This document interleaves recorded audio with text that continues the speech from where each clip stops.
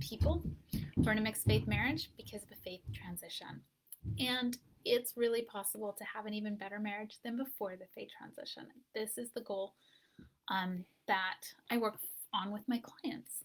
So we're going to talk about change because it's so inherent in faith transitions. So change can be so disorienting for either spouse, right?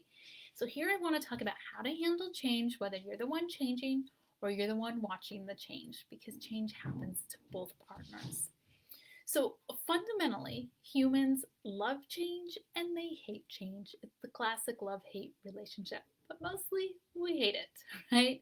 It can be exciting, like going on a vacation is change, but it's also fundamentally stressful. Our brains do not like change. We're literally wired for efficiency, and efficiency means things stay the same. Maintaining the status quo is often all the brain ever wants to happen. So the efficiency is best met, right, when there are no changes, when our brains can simply rinse and repeat our many thoughts, our many patterns of behavior of interacting with our spouse and in our marriage. It just likes that over and over and over. So it's really honestly work for our brains to process change. It's work how to figure out how to deal with Sundays. It's work to figure out how to deal with tithing. It's work to figure out how to deal with garment. Talk to each other when one spouse no longer believes. It's work to figure out how to teach the kids. It's work to figure out how to plan weekends, how to do religious holidays. All of this takes work for our brain. And it's work for our brain because our brain's never done it before. Now, remember, I said it's work, but it's not impossible. Sometimes when we feel that like work resistance, we're like, can't do this, I'm out. But it's not impossible. And it may not even be hard or difficult. It may just be helping our brains, giving our brains time and space to create new neural pathways so they can figure out new ways of doing things and figure out new patterns of thought and new patterns of behavior. So I want to share a few suggestions with dealing with change. Simple ideas you can implement right away. First little idea I want you to consider with change is like, let it be uncomfortable. It's new. That's why it's change. You're not familiar with it yet. It's okay to be uncomfortable. It's okay to be a beginner, right? Number two, no, you can always change your mind again. Sometimes we don't like change because we're so afraid we're going to be wrong. We're going to do it wrong, or it's not going to work. That's okay. You can just try again and try again and try again. It's okay to take time to try on many ideas and many new things.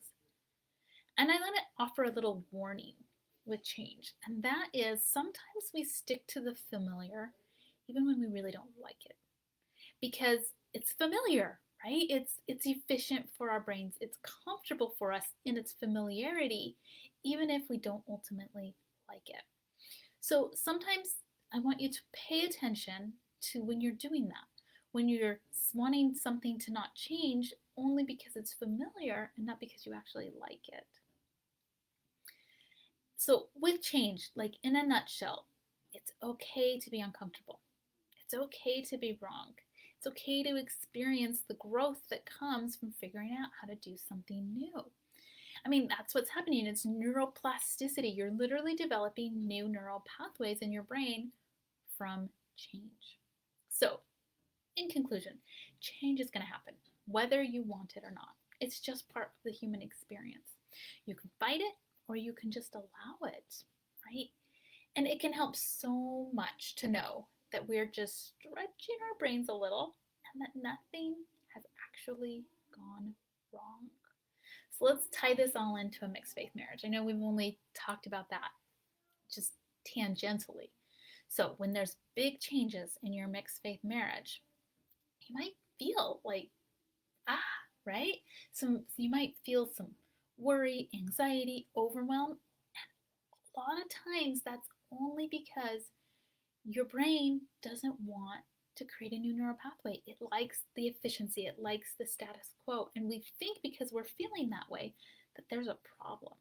And I just want to remind you that all it really means is that it's change. Your brain likes the efficiency. It doesn't like to create new patterns of thought and behavior.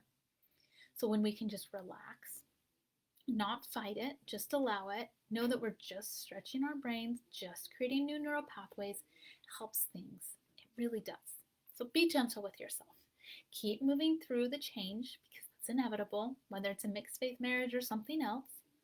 I really think the human superpower is to be able to handle change with confidence, with grace, ease.